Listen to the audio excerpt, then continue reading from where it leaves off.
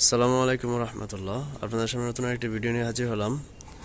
তো দেখতেই পাচ্ছেন আজকে আমার ঘরটা কমপ্লিট হয়ে গেছে, মানে গতকালকে ঘরটা কমপ্লিট হয়েছে।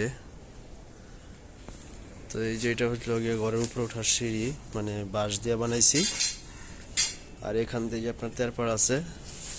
আর এই যে সুতাটা দেখতে পারতেছেন, এই সুতাটা ওইখান দিয়ে ঢুকাই দিছি যেন আপনার ঘরের ভিতর থেকে টান দিলে এটা আস্তে আস্তে উপরের দিকে ওঠে। এই যে এমন করে। আর এই যে পাশেরটা ভিতরের থেকে উঠাইছি, বাহিরের কোনো সিস্টেম কিছুই রাখি নাই। ওই দেখতে পাচ্ছেন সুতাগুলা, এই যে এখানে একটা সুতা, এখানে একটা সুতা, আর ওই যে একটা সুতা। ঠিক আছে, এই সুতাগুলো ধরে টান দিলেই উঠা যাবে, আবার ভিতর থেকে সুতাগুলো ডিল দিব, সুন্দর আবার নাইমা যাবে। আর ওই পাশ দেওয়া সেম, আপনাদেরকে যদি দেখাই, এই যে দেখতে পাচ্ছেন। তো মনে করেন চারপাশ দিয়ে আমি ঢাইকা রাখছি, জাস্ট খালি নিচ দিয়ে একটু খোলা আছে। তো এই ঘরটা করতে আমার কত টাকা খরচ হয়েছে গতকালকে আমি একটা হিসাব করছি। তো হিসাব করে যেটা দেখলাম, তো মনে করেন আমার টিনই লাগছে প্রায় 12,000 12,500 টাকার মতন।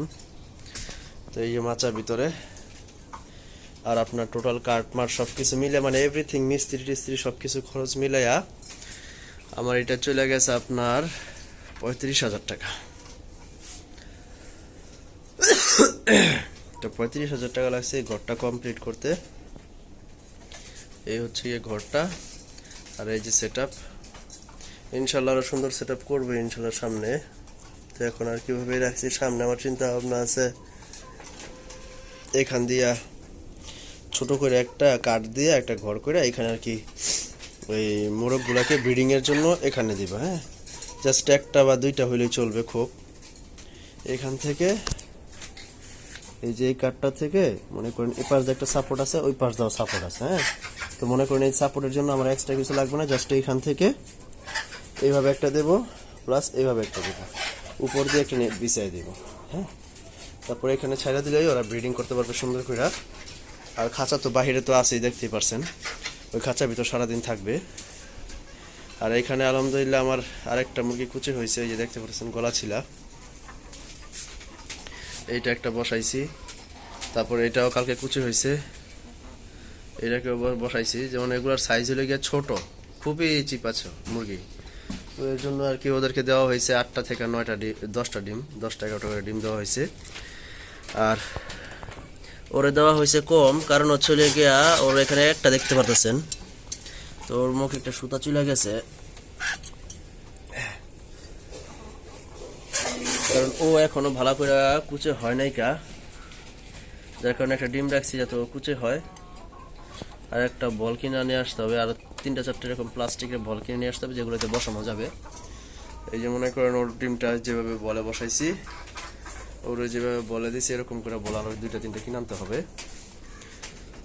তো মনে করেন ওদের খাবার দাবার দেওয়া শেষ,